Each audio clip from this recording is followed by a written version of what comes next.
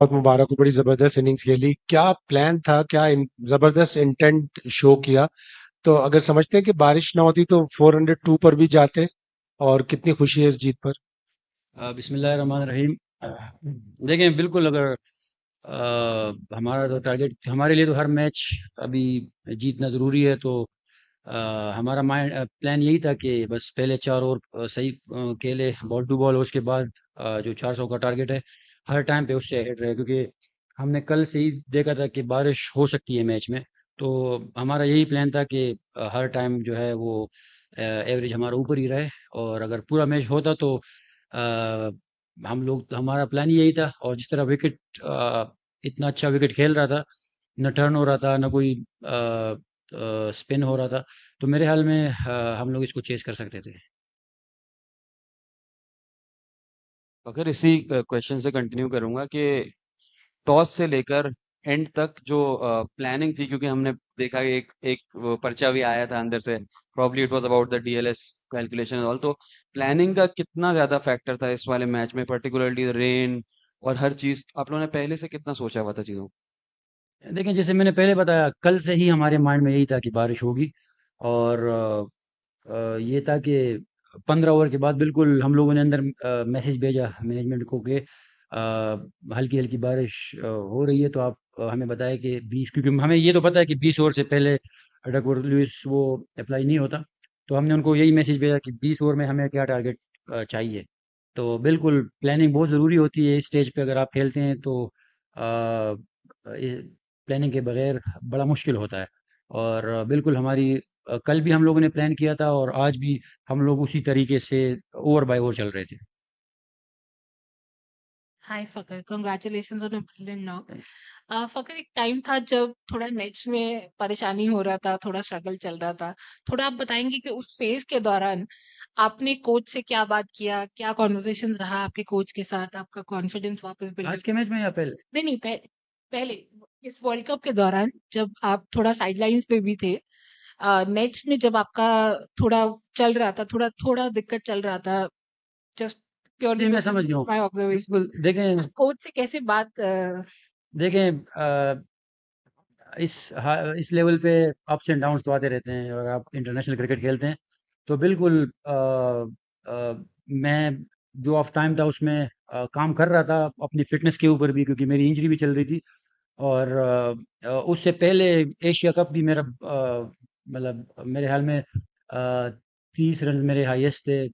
تو اچھا ٹائم نہیں چل رہا تھا. تو اس میں چلے آپ نے سوال پوچھا تو بیچ میں چلا گیا. جو ہمارے فیلڈنگ کوچ ہے آفتاب خان، ان کی اکیڈمی ہے پشاور میں. تو انہوں نے کہا کہ آپ اسٹرگل کرتے ہو بہت زیادہ آف اسپنرس پہ. تو کیونکہ وہ اپنے ٹائم پہ آف اسپنر ہی رہے ہیں، تو انہوں نے میرے ساتھ بہت زیادہ کام کیا. اور یہ تھا کہ یہاں پہ بھی بیٹنگ کوچ کے ساتھ ریگولر، مطلب جب ہم آتے تھے تو آدھے گھنٹے کا ٹائم ہوتا ہے، تو اس سے پہلے پریکٹس پہ جاتے ہیں. تو کام کر رہے تھے، اور ہر کوئی محنت کرتا ہے. یہ تو بس رنز ہو گئے تو اب میں بولوں گا کہ میری محنت جو ہے نا وہ آ گئی ہے. تو اس لیول پہ ہر کوئی اپنی طرف سے بیسٹ دینے کی کوشش کرتا ہے. لیکن میرے خیال میں آج لکی تھا کہ میری پرفارمنس کی وجہ سے ٹیم جیتی.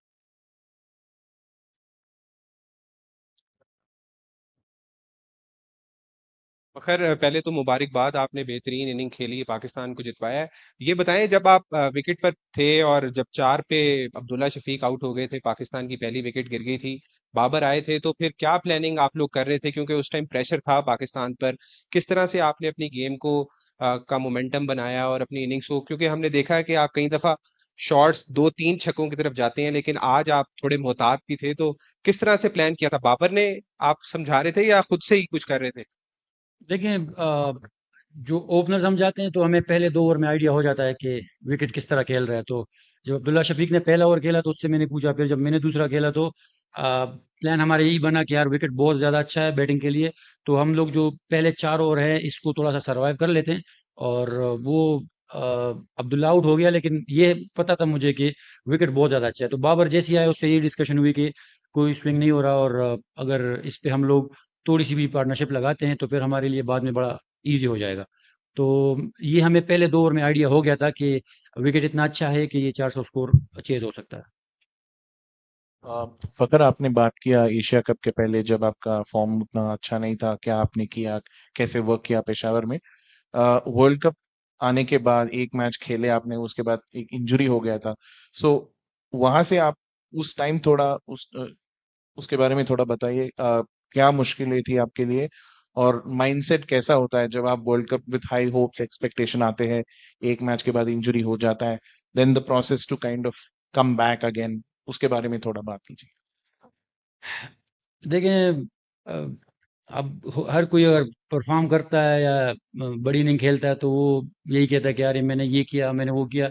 लेकिन बिल्कुल जब मुझे टाइम ऑफ मिला तो ये था कि मैंने रेस्ट नहीं किया था। जैसे ही मैं गया तो 2 दिन घर पे रहा। उसके बाद फिर पेशावर चला गया, और वो जो कोच था वो फिर मेरे साथ, क्योंकि मेरे घर के साथ भी एकेडमी है, तो वो मेरे साथ फिर पेशावर से भी आता था कि उस पे काम करें।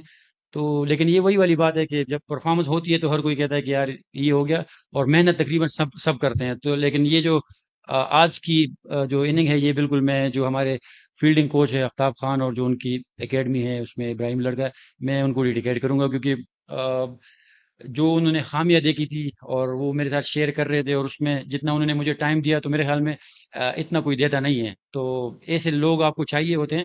पर वही वाली बात है कि जब आपसे परफॉर्मेंस होती है तो फिर आप मेहनत भी दिखती है, और जब नहीं होती तो वो वाली मेहनत फिर आप उसको सही से नहीं समझते। Forgot the time that you were out during the World Cup, the team was obviously going through a rough patch, and then back, a lot of talks about corner tigers 92, same thing started coming up again. So as a team, how do you think that okay, this 92 can you does the team draw inspiration from that, or you guys prefer not to draw inspiration from that rather than just win and forget about it? The good thing about our team and management is that they stay positive. They always stay positive, and they never show us that we are out of the tournament. So they back each and every guy, and we still believe that we can play the semifinals and also finals. But let's see, because now we are also looking to the Sri Lanka and New Zealand game. So we are hopeful that that will go our way. अगर बढ़िया खेले आज। हिंदी में एक कहावत है कि देर आए दुरुस्त आए, लेकिन आए तो क्या है।